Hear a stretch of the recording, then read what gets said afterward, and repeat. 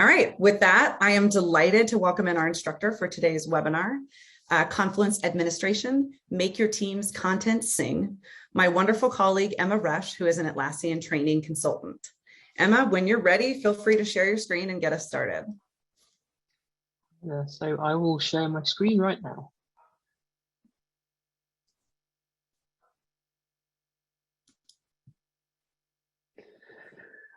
There we go. Okay, so today I will be talking about some aspects of the Confluence Administration course, and thanks, as Jamie said, for joining us in this presentation. So what I'm going to do in this presentation is give you an overview of the Confluence Administration course. So there'll be some aspects that I'm going to cover, but I'm not obviously going to cover that because the whole of it would take around about 6 hours. So I'm condensing it into about 45 minutes. So we're covering aspects relating to cloud rather than data center. A lot of these concepts actually match with data center functionality, but we are focusing on cloud in this presentation. So just as an overview of what the Confluence admin course actually covers, we have these points right here. So these 6 points. So we look at user management, we look at some of the global settings, global permissions, we look at creating, configuring spaces, managing content, and then backing up and restoring site and space content. So that's what you cover in the Confluence admin course itself. And what I'm going to cover today is we're going to look at permissions briefly.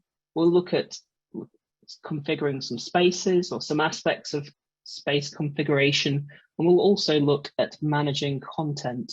All of these things very important for setting up your Confluence site. So I'm going to start off with a quick question here, so hopefully I can get you all involved. I'm just wondering how many users in your Confluence site are administrators. Sometimes it's just you, and sometimes there's lots of administrators. I know that I must be using probably about 10 different Confluence sites. Some of them have got more than 4 administrators. And Emma, your second question is on this poll too, if you want to show folks and read them. I will bring that one up next. So, oops. Here's the second question. Which 2 singers were born? Because of the concept of making a Confluence sing, and also because I'm from the UK, which is also known as Britain, we have a question here is which 2 singers were born outside of Britain? Is it Amy Winehouse? Is it Engelbert Humperdinck, that popular singer that you'll all know about? Or is it Elton John, John Lennon, Freddie Mercury, or George Michael? All right, I'll end this poll in just a moment and share the results here. Excellent. All right, so it looks like you have, in most of your Confluence sites, you have quite a few administrators, which is interesting. We'll talk about that later. And it looks like everybody is very clued in on British singers because you've actually got that correct, unless you saw my answer pop up. The answer is, in fact, oops, a trigger finger there. It's Engelbert Humperdinck and also Freddie Mercury. So Amy Winehouse was born in London, Elton John outside of London, John Lennon Liverpool famously, George Michael also just outside of London. But these 2 guys were not actually born in the UK. All right, so that's the last of the information about singing. As I did offer to sing this presentation, but people did advise me against it after I think people probably heard me on certain nights out and karaoke sessions. Not one of my finest skills. Anyway, I just wanted to talk to you and share about why I love Confluence. So I've been using Confluence since about, well, in fact, 2006. So, and it was the first Atlassian application that I really worked with. What I really love about Confluence, and the reason why I've been, so keen to work on it for so long, is that I really saw it as a way of a new way of working, and a way that it really supported collaboration across the team that I work with, especially considering from, compared with where I came from, where everything was dealt with an email. And it ended up often with, passive aggressive emails flying back and forth. Whereas Confluence is this great open platform where we were able to easily share content and build on that content and make it better together, which is something that I really, really loved about Confluence and still do. So you can, another reason why I love Confluence. So Confluence can be a completely open environment with very little control if you want it to be, or it can be a managed environment with some control. It just depends on your usage, and both of those approaches are great, I find, for collaboration. And we do have some examples coming up of how you can make Confluence sing in terms of how you can make it or get the most use out of it, really. So we'll look at some of the default functionality that you can use to support that collaboration. And also I'll talk about Confluence administration along the way. So with Confluence, in terms of administration, there are multiple levels of administration. So you've got the organization administrator. They will be administrating not only Confluence, but any other Atlassian applications that you have within your site. So maybe also Jira. People often have Confluence and Jira together. And there's a great course on that as well, if you're interested. And the organization administrator is the person who will do a specific set of things, which we'll look at in the next slide. The Confluence administrator, as the name suggests, is going to be administrating Confluence. And then you have a space administrator and there's general users. So in terms of exactly what those people do, the organization administrator is going to manage access to Confluence. So they manage users and groups and other pretty high level settings such as domain access and that kind of thing. The Confluence administrator is going to be looking at product settings such as global permissions and other things. And then you've got space administrators, and they're going to be managing access to a space. Essentially, that's their main purpose, really. They'll be accessing the space, providing access to the space via space permissions. And they'll also be doing things like, changing the look and feel of the space slightly, or they'll be managing the content because they'll be able to make sure that they can have all of the permissions they need to do so. So those are the three levels of administration that are available. And within Confluence, we're talking about Confluence, within Jira and Confluence, actually, you manage users and groups. So users belong to groups. Both of these things are managed by the organization administrator. And there are a number of default groups that are created when you first start using Confluence. So each of these relate to the people we were just talking about. So the organization administrator is a member of the site admins group. The Confluence administrator is going to be a member of the Confluence admins. And then at the end of the name, you'll have the name of your site. So this is why you've got Acme at the end here.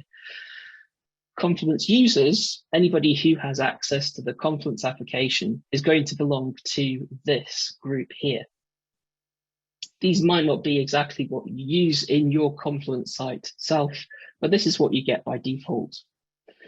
And users get added to groups according to their administration levels. So site admin, as soon as you create Confluence and you're an administrator of it, then you'll be added to this as the organization administrator. So let's look at this in more detail. What we're going to look at is Confluence administration and permissions next. So I'm going to move over to actual Confluence here. And I'm going to move over to the settings, which you can access from this little icon here. And within the settings for Confluence, the administration settings, you can see that I've got access to user management and billing. And that's because I am the organization administrator for this Confluence. These are all of the areas of Confluence that you can administrate if you're just a Confluence administrator. And so if I wanted to manage users, I would, no surprises here, go to the user management area. So I'm just going to open that in a new tab. So over here, we only have 2 users, but you can see there's me, I'm an organization administrator, and we've got Hattie here, who if we click on show details, you'll see that she has the Confluence user, she's a member, she has the Confluence user product role. If I wanted her to be a Confluence administrator, I would click here and then check product admin. So we've now changed that, and she now belongs to the Confluence admin's Acme org group, because I gave her that product role access. And she has Confluence user group access because she's got the user product role for Confluence. We're not talking about Jira, but you can see that she has the user product role, so she's a member of that group too. If I go over to the group section, you'll see that if I go to, for example, the Confluence admins group, you'll see that by default, anybody who is given access to this group will also become a Confluence administrator. So just be aware of that. If you were to add group members here, they would also become administrators of Confluence. So I'll just go back to my presentation, which is over here. Oh, let's hope that that improves. Good. Yes, we have one question coming up here. And that's one question that I had here that I wanted to ask you, which is it possible to be a Confluence administrator with membership of one product role? Is that true or false? We'll give folks a few moments to answer. Thank you. Here we are.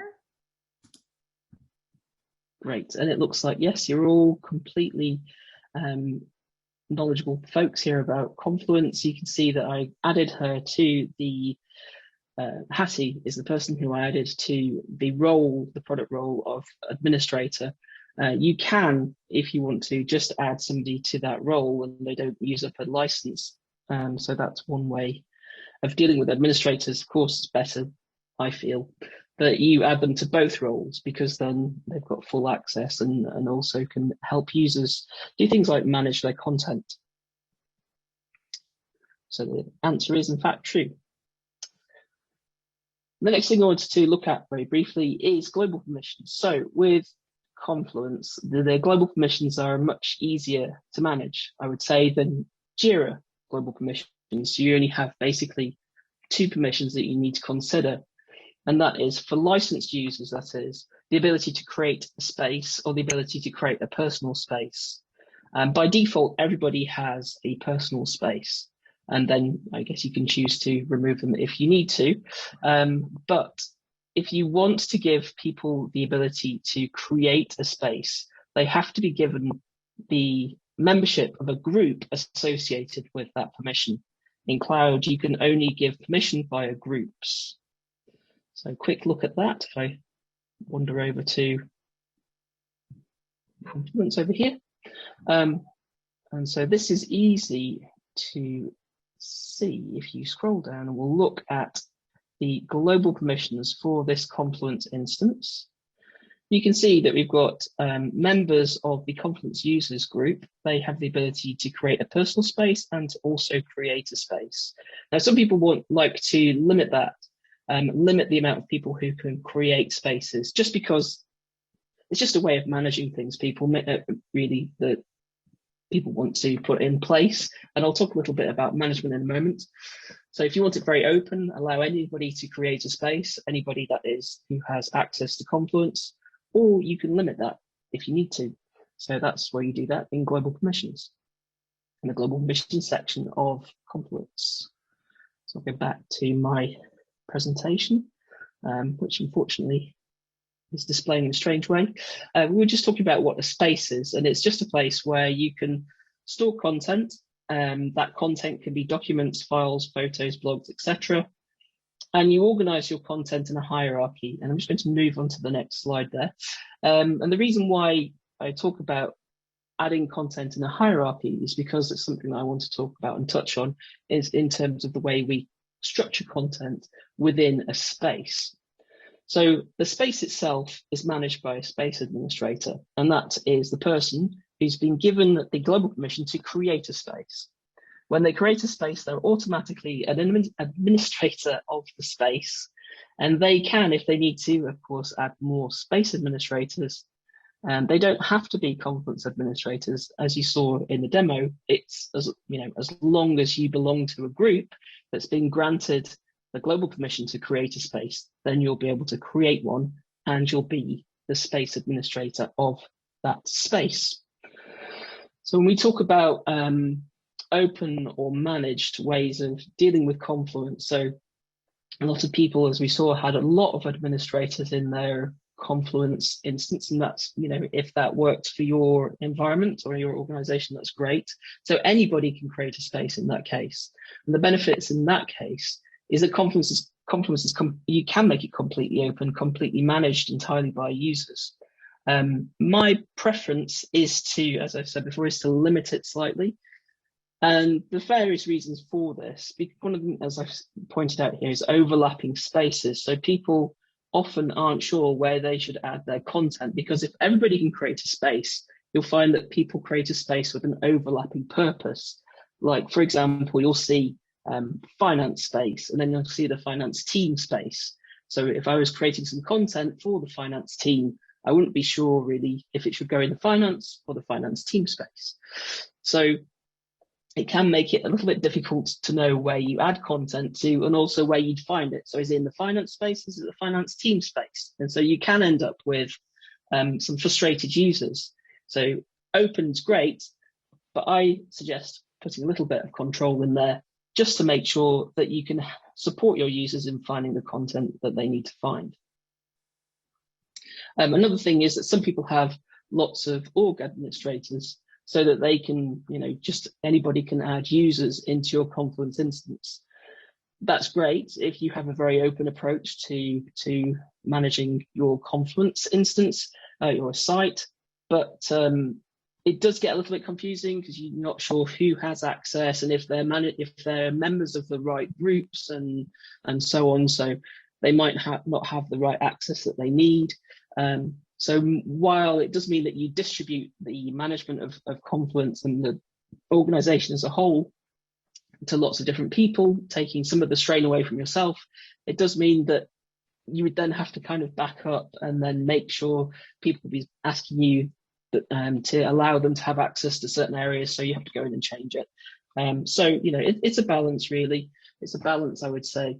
But in general, I find that as soon as you introduce Confluence into an organization, it gets picked up. And that's one of the things that I've worked a lot on, is going around to different organizations and helping them structure their Confluence and make sure that it's easier to use. So if you're starting from the beginning, just be aware that you're going to get a lot of uptake.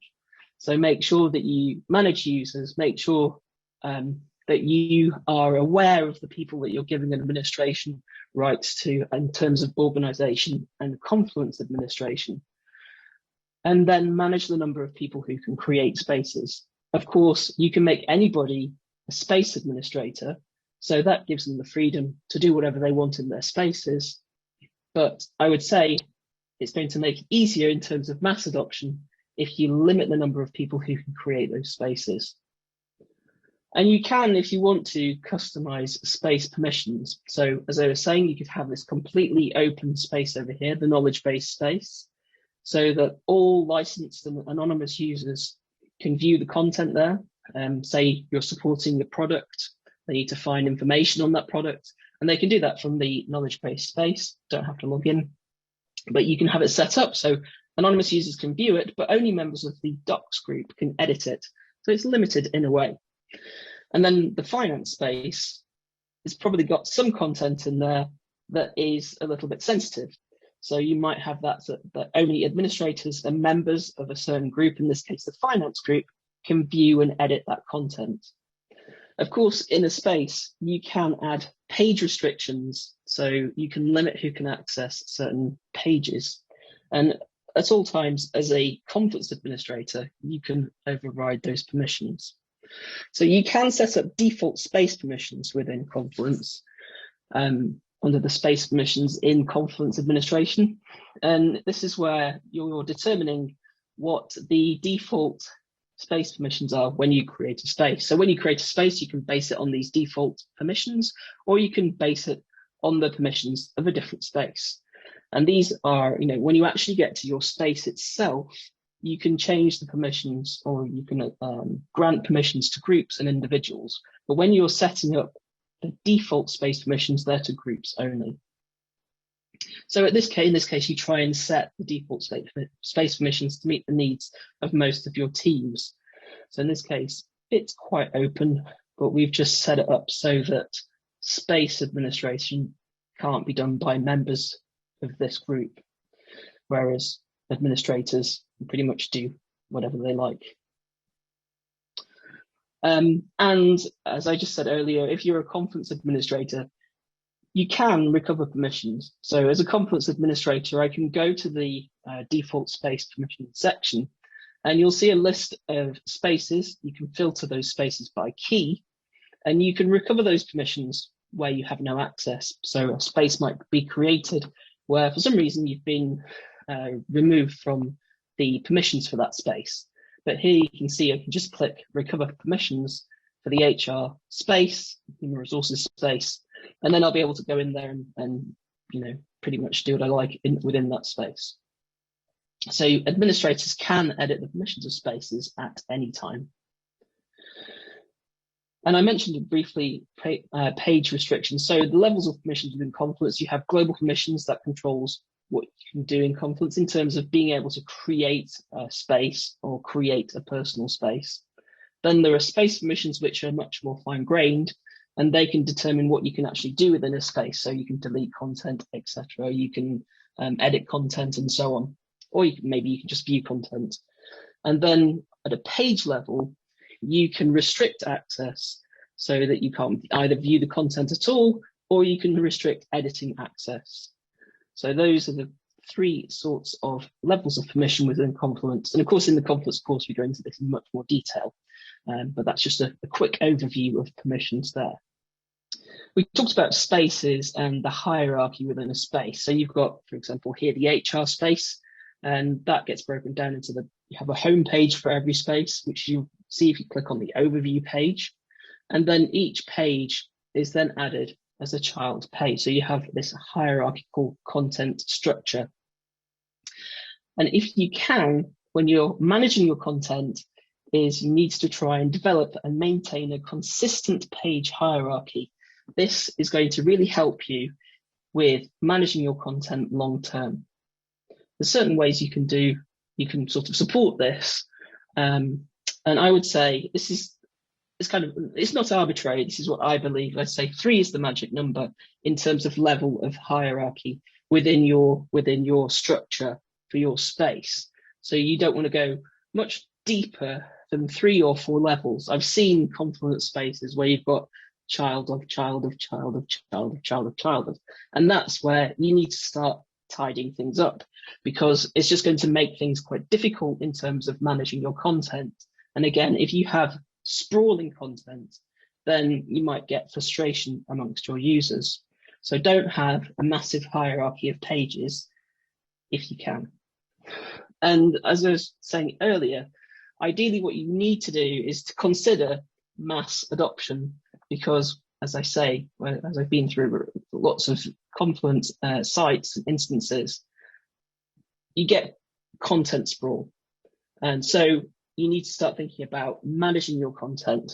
And there are ways which we're going to talk about later, but there are some things that you can do. So ideally, assign somebody the role of content manager.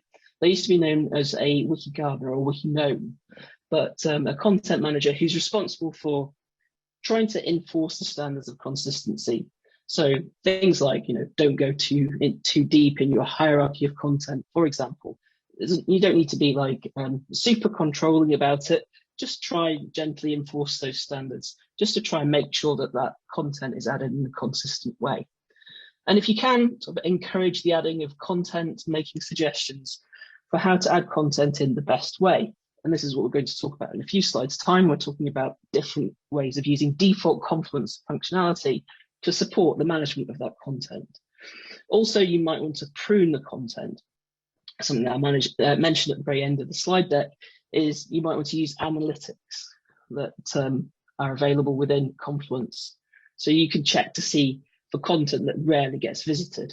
And if it rarely gets visited, there might be some reason why that is. It could be content that could be great and is super useful. It's just several hierarchies down in some subset of content within your space.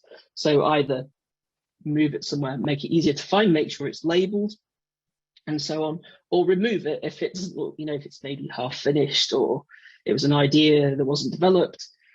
If it's not useful, you can see who created the page, who's been involved in the page. You can find out if it's useful for them to keep that content, and if not, then remove it. Then you can archive it, and you can always bring it back in that case. So rather than delete it, archive it, prune the content, make it easier to navigate and manage and find the content, the important and useful content. So it's a good idea to create a page that contains the rules of the wiki. You can put that at the space level. Make sure that people within a space are aware of how you would like them to add content into that space. And a good thing would be to create your own little community or user group to help share that information within your organization. Like you have the Atlassian user groups, you can also have a little community to support the usage of Confluence. I do find that people like myself really love Confluence and really see, how it can support collaboration across an organization. So they're very happy to help others. Because 3 is the magic number, I'm going to talk about 3 super important tools in terms of managing your content. So you have labels, macros, and templates / blueprints, or blueprints / templates. Those are the 3 things that are really going to help you support your users in managing content. So really, this is very much at the, I'd say, space administration level, but, very, very important for making sure that your content gets managed, to make sure that it's useful, it's relevant, it's easy to find, and so on. So use standardized labels. Decide on standardized labels for a space so that content gets neatly categorized, makes it easy to find. And there are a lot of macros that use those labels. So here we've got like the sales label in FY20. So if we make sure that we label all the sales content that's related to the financial year 2020, or if we did that, then that would make that content so much easier to find. And as I say here, you can use those macros that heavily rely on labels to make sure that that content is easy to find. Labels and dynamic content macros are all interlinked. So as an example, you can use the content by label macro. So what you would do there is, say you were managing offsite information. You have lots of offsite meetings. You could label all of those pages with that offsite label, and then utilize the content by label macro to make it easy to find all of those offsite pages. Maybe you've got those distributed across your space, could even be distributed across several spaces. But if you use the content by label macro, it will surface all of those pages and make them easy to find. Problem is though, if users forget to add the offsite label to a page, then of course that page isn't going to appear in the grouping of pages for offsites. So make sure that you inform people of how you'd like them to add labels to your pages. And one of the really nice ways of doing this is to create page templates where you add a label to the page automatically. And therefore you don't have to make people do that. It's all done for you. So let's look at an example of the content by label macro. Let's quickly go over to Confluence. So I'm going to go to the finance team here. So we've got Dave. I'm logged in as Emma actually. So here I am. I'm in charge of managing offsites. And this is the information that we kind of need to capture within an offsite. So I could decide I wanted to create a page, and it's going to be related to an offsite team building 2020.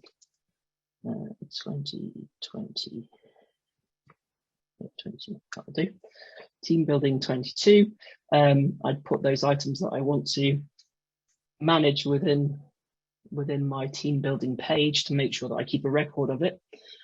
So I could create that, but also it will be a great idea to categorize this content using a label, which I can do up here. I'm going to add a label. And the label I'm going to add is offsite. And I already have added offsite to some content within this Confluence instance. So there we go, I've added the label of offsite. And now I'll publish the page. So now I have some content labeled offsite, and obviously I need to fill the page out. But it might be the case that I want to create a page which has all of the offsites for this team, or even for the Confluence instance as a whole. Offsites. So rather than going through and then looking through the various different pages and then linking them all through, what I could do is use the content by labels macro. One of my favorite macros, something that I use frequently. So I'm going to hit /, which is the shortcut for adding a macro, and then I'll look for the content by label. So content by label macro, there it is. All of these are also available from this plus menu up here, but your shortcut, which you're just using frequently if you're adding content into Confluence pages, is the /. So the label that I want to add here is offsite. There it is. And let's just get a preview of what that's going to look like in my page. You can, if you want to, there are options here. So I generally don't show the labels. So this will show you all the labels that have been added to that specific page. I'm not particularly bothered about that. And it will also show you the space name for this page. I'm going to keep that there, I think, because I might be capturing the offsites for lots of different spaces, and then click save and publish. So I definitely want to, make that a little bit more visually appealing, but you can see how now, whenever I create a page, it's an offsite, I can then add that label of offsite, and then it will automatically add the page into this list. So I don't have to go in and add that myself, which is great, which is why it's one of my favorite macros. So I'm going to go back to my presentation. So here's a question for you. So that's one of my favorite macros. Would you be able to share with me one of your favorite macros? And while you're doing that, we also have another question here, which is to identify the 3 building blocks of Confluence content. Is it A, labels, B, macros, C, templates, D, windows, or E, songwriters? So looks like the table of contents and the Jira issues macro looking pretty much head to head there. Give just another moment, let people vote.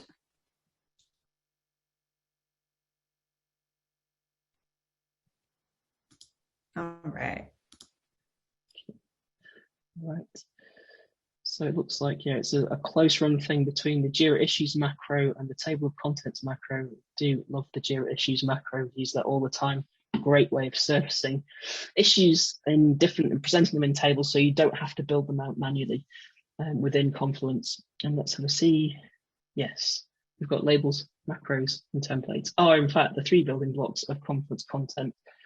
I don't think that that's written down anywhere officially, but according to me and a lot of people, those are the 3 things that will really help you in terms of building out your content within Confluence. There's the answers. So it could be the case that, so for example, offsite, we frequently create offsite meetings. It's commonly used content. In this case, we've got a lot of meetings, and our friend here, Dave, we'll call him, he runs a lot of meetings, creates pages, and wants to capture what went on in those meetings, and it just takes so much time. So, equally like me creating my offsites, I have to copy the things page, then create them, and then, go through the whole process of making sure that a label to them. And also, we want to make sure that we're keeping those in some way organized so that people can refer back to them. And what you have within Confluence, which is one of the 3 building blocks of Confluence, so you've got page templates and blueprints to help users keep pre-formatted pages in a standardized way, guided manner, which keeps them nice and organized. And that's what we're going to be talking about next. So there are blueprints. So blueprints, there are a huge number of blueprints, and they're hugely useful.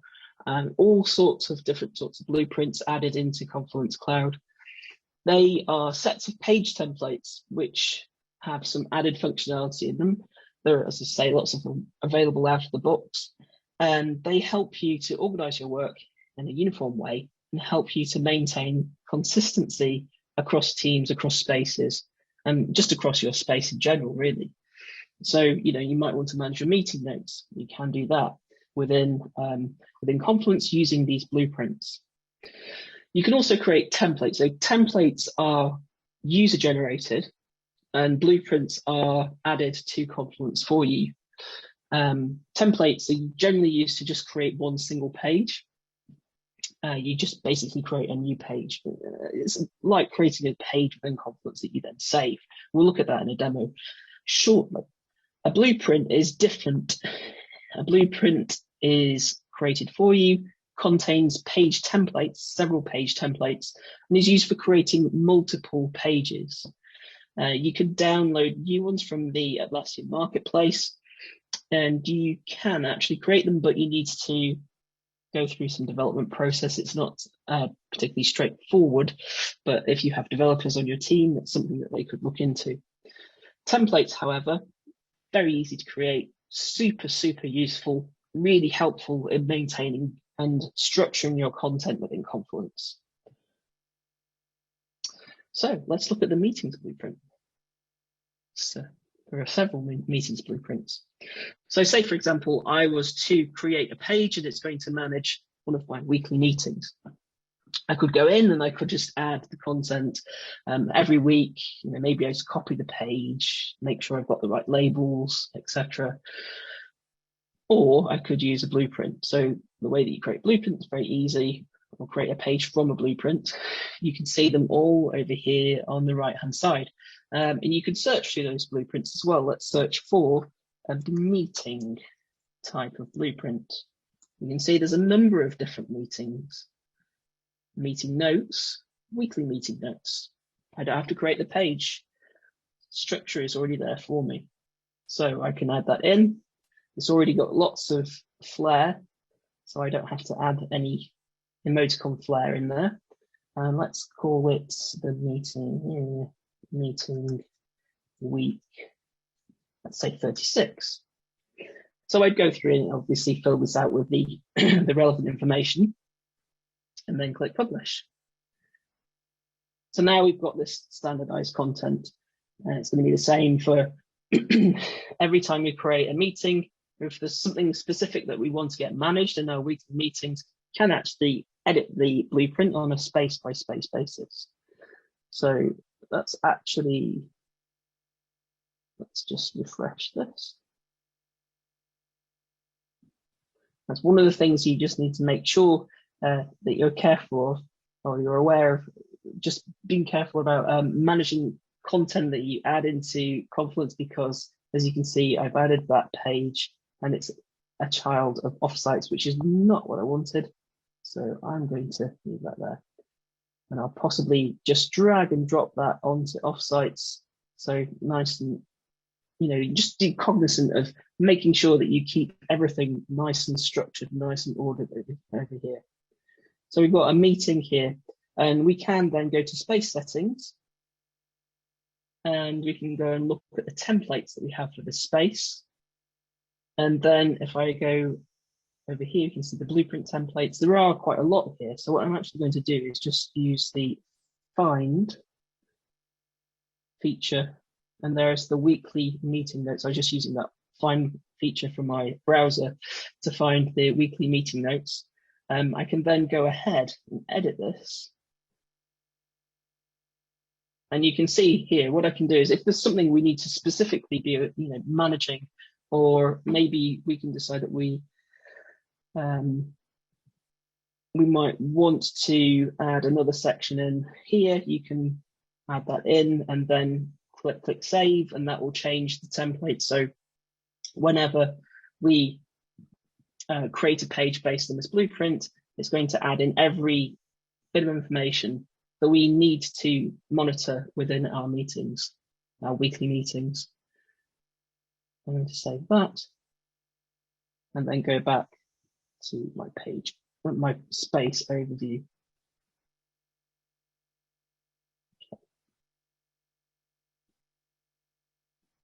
So you see that we've got the meetings here. We've also got our other content here where we're using the offsites page and we're using the macro in that page to make sure that we're surfacing any offsite. In this case, it's for the finance team, but you could have offsites from any space managed in this one page if you wanted to. So let's go back to the presentation. So that is the weekly meeting blueprint, and there's lots of meetings blueprints that are available, and as I say, you can alter them so that they meet your needs specifically for that space. So then you can update them on a space by space basis if you are a space administrator. You can also use your self-defined, self-created page templates. They're slightly different in that with blueprints, you will get often an index page automatically generated for you, and then the pages separately. With page templates, it is just a page. There are some ways that you can add in things like instructional text. You can add variables and other content. So, for example, I'm going to just point out how you'd use the variable here. You can add in sort of text. You can add in select boxes so that when you create the template page based on this template for the first time, then you can use these templates, and this is what it's going to, template variables. This is what it's going to look like. So you've got host, team, location, and so the idea is that you'll type in the team name and then you'll set the location. That appears when you create a page based on the template for the first time. So that's using variables. In the actual course, we go into a lot of detail on how you add those variables and other text, instructional text and so on. I'm just going to give you a brief overview of how you can actually create a template. So you Emma, can create does that work for about a 5-minute warning from here? Yes. 3 or 4 minutes, maybe? Perfect. Yes. Okay. So yes, you can use these to make sure that you're making users add data in a very standardized way. And you'll see that those custom templates appear on the right-hand side of your page when you're creating a new page.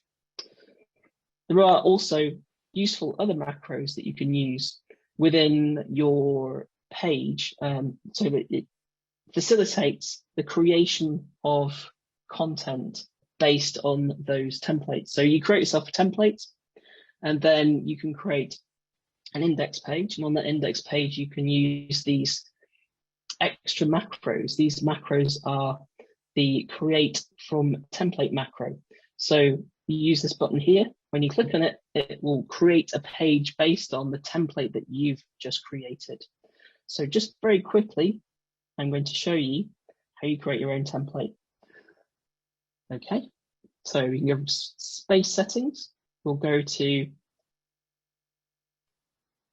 finance team. We'll go to look and feel templates. So in this case, we're going to create a new template. And it's going to be named offsite. So here we could add in the content for our offsite. So it would be like attendees, location, and so on. And what we can also do is, at this point, we can also add a label to it. So if we add in the label of offsite,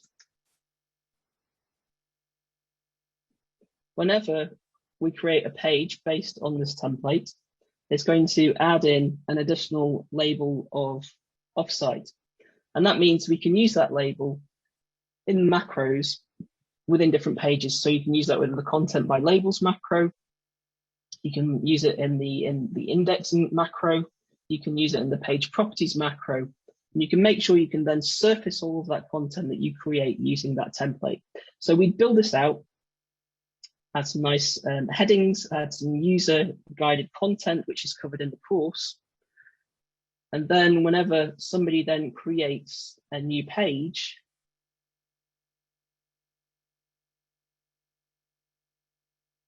you'll notice that over here, we've got one custom offsite template.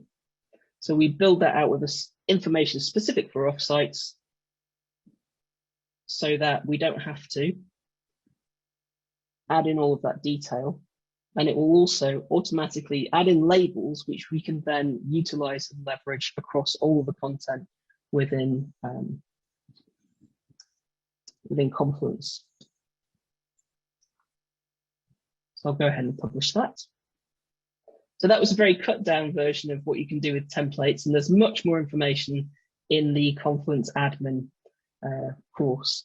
Another couple of useful features I talked about: the spaced analytics to help you manage, develop, or prune content. Make sure you're getting the most usage out of pages within your spaces. And also you can view macro usage from the Confluence admin panels, just to make sure that people are actually using those macros. If you see that people aren't particularly using lots of macros, you can provide that information and instruction on how to create pages, how to build out your content using macros. So that's everything covered. And as I say, we cover information in a lot more detail in the actual course. So I'll hand that back over to you, Jamie. Thank you. Incredible, Emma. Can everyone hear me? Emma, can you hear me? All right, yes. Great.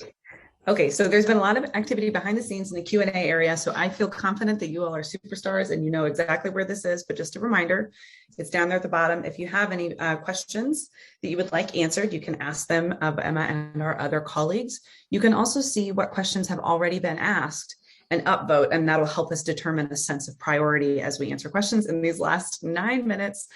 One more, because we keep getting it. Yes, we are recording. Yes, we will share out the recording within 24 hours. So yeah, we'll give everyone a moment here. We'll give Emma and our other colleagues, Joanna Thurman, Hillary Dubin, and Marie Kent will all join us to be answering questions today. We're going to invite them in right now to help us answer as many of these as we can in the next 8 or 9 minutes. And I can stop sharing. All right, so y'all, I'm delighted to let you tackle Q&A. So I believe Hillary was going to go first to answer, to give a little bit more detail on one that was technically answered, but she had some more information.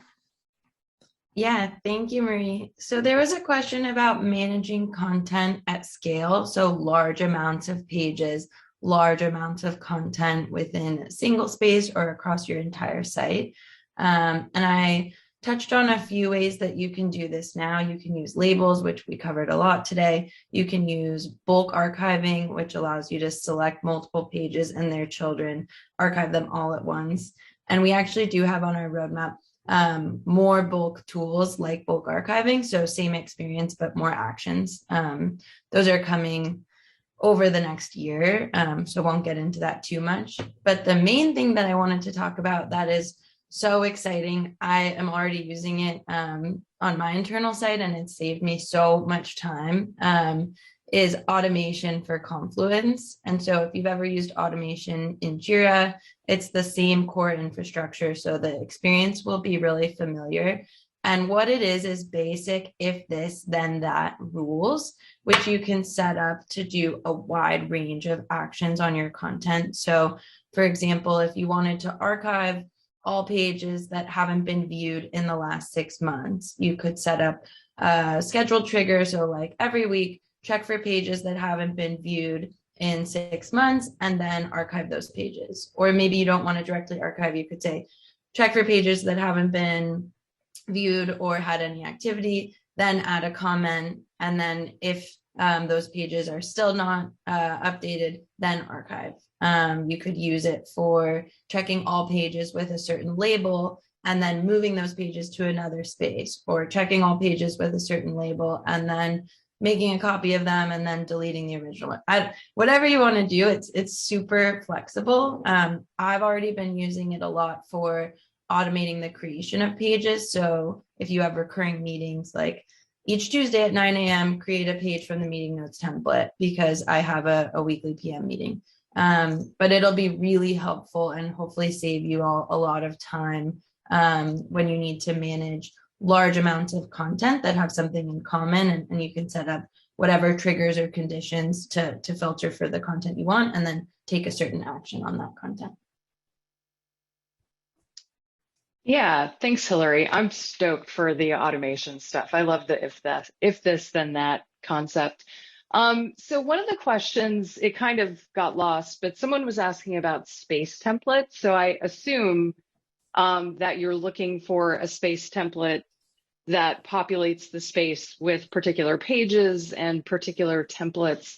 The team who works on templates and space types are working on that, because we have heard that it's definitely a need. If I want to create a knowledge-based space, I want templates and pages and content to be populated. So that is something that is in the works. I know there were a lot of questions about templates and blueprints, so hopefully that gave you some hope. But yeah, we have that in mind and we're working on it. Marie, I think it's you. I am. So I was expecting this question about how to keep Confluence organized. And I'm very, very excited about the automation piece. I think that's going to help tremendously. But in the meantime, the tried and true method is a combination of templates, using templates and label, advocate for labels. And remember that you can have multiple labels on a page. And then you use those labels macros to find pages, and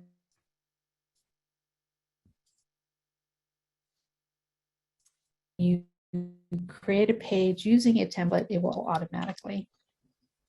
I think I may have broken up there a little bit. My internet's doing weird things, so I apologize. We lost you just for a second, Marie. If you maybe want to repeat the last part. Sure, just that when you create a page from a template, it will add a label automatically. And remember that you can add more than one label to a page to help keep those organized. Thanks. Thanks, Marie. Okay, I'll go next. So there's a question about analytics, which ties into archiving, because if you discover that a space or pages aren't performing well, you want to get them out of that clutter so that users can find what they really are interested in. So analytics are offered with Confluence Cloud Premium and Enterprise, and you can get analytics on sites, on pages, on users. And you can see, for example, for users, it's who's active in reading pages and who's active in contributing to pages. And that can be per space or for the entire site. And so that's a feature again with Premium and Enterprise. I'll put some links into chat right now that you can access regarding that information. So that's it. Over to you, Emma, if you've picked a question. So one of the questions that came up was, can you just go over the differences between blueprints and templates again? And I think the main difference that just to be aware of is that blueprints are provided for you automatically from Confluence. You can modify them slightly on you can modify the content within that blueprint. And it often includes some dynamic content. So what will happen is it will often create an index page for you. Whereas a template is user generated and it's just for one page. So you can create them on a space by space basis. You can add whatever you want into that template. For example, labels, very useful. So you can utilize macros to make sure that your content's being managed. So that's the main differences. Blueprints that already exist, they're added to the system. There's lots and lots of them. I use them all the time. And then you've got templates where you want to create something specific for your team.